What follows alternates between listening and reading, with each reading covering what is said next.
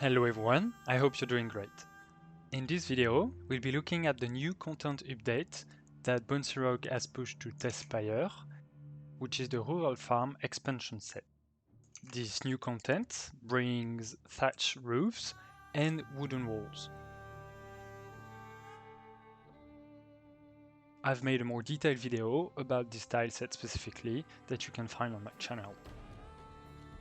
But the tile set did not come alone. It also brought 7 new signposts. This is new in TaleSpire. There was no signpost beforehand, so it will be a nice addition to make cozy little places and indicate actually stuff in the world you're creating.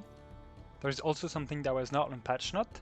It is the new hatches that you can find here that could be used for a cellar or a basement in a farm, or even like open something in the roof. There is many different uses.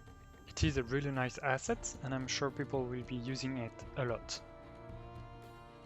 There is one new props, which is the wheat bunch. The wheat bunch is just a bunch of wheat bunched together. A new well. Really like it. It looks like a really something you could find for miniatures or modeling. It's a really nice addition, and there was no way to make such a small and efficient well before. And there is also 6 new figurines. There is an 18, which I really like. I really like his face, it's really nice. Some farm animals, a pig, a rooster and a hen, and a goat. Obviously, it's kind of mandatory to have a goat. It's really the most important animal you can find, and if there is no goat, and the game cannot be complete. And here is a cow, because it's important too, I guess, but goat is really like where the business at. If you want to see what you can do with the tile sets, here is a small scene that I've created, a small farmstead or lodge or something like that. There is like the main building here. It's tiny and cozy. The goal is to make something not too rich, obviously. And there is a huge storage place there. A barn or the likes. Here I've filled it with straw and stuff like that. But definitely you can put horses or any kind of storage you want. It really works well for a farm setting, and outside you have a bit of the countryside and the forest. You have obviously the toilets, really important with some apple basket actually inside the chimney piece, but it looks really it works really well, I find. And that is it. It's a bit smaller update than the latest one, but nonetheless I think it's a really nice one, and it was really requested to add more variety to the type of buildings. The thatched roof especially works really well. You can see there that I've clipped together some wooden stairs that are new too, to make some support under the wheat bench, and it looks really nice, like there is some weathering to it. And overall, I find the asset quality is really great. The model there is a bit rough, but the texture works really well in the stylized style that they have.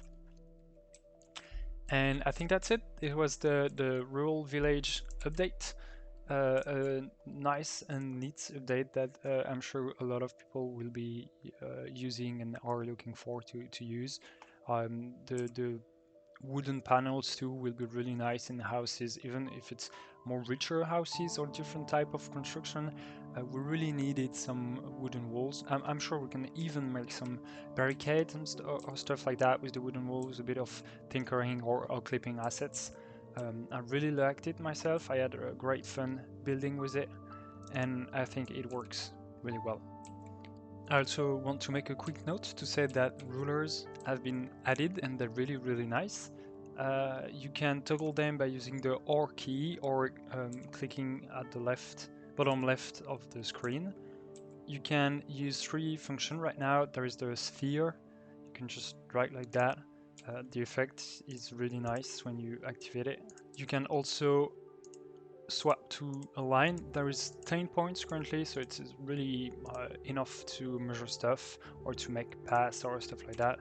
So you can simply put points everywhere where you want to go, or just show stuff to everyone, because currently it's showing to everyone. This is probably gonna change and get more featured in the future. And you can right click at any time to just stop what you're doing. If you right click again, it disappears. You can also use the cone shape. So you first drag the size, like the length of it, and then the width of it.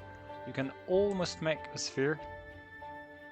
And the thing that's really neat is that once you've set up something, you can, by toggling with the keyboard key or at the bottom left, you can quickly swap between the three type of rulers currently. So it's really nice to be able to quickly do that. And also something that we noticed in our group when playing last night is that if you just have a ruler in hand, like you can see here, there is a white dot, and the white dot is showed to every players and even the GM, meaning that you can finally show stuff. Like if as a player I don't have the light of God like that, and I want to show this pumpkin, I can just simply toggle R, as you can see at the bottom left, and use that white dot to show stuff. Or I could like even, I guess, make an arrow to it, and and it works wonderfully. So rulers have been added, they're a heavily work in progress, but it's really a nice step.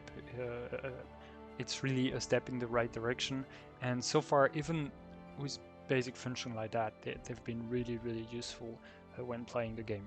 So this has been the video about the new content updates. I'll be making a new one once the new content drops, obviously. I hope you liked it. It was a bit less scripted content for the time. Usually I have a script that I read. I hope you still like this format, that you learned something today, and have a good day.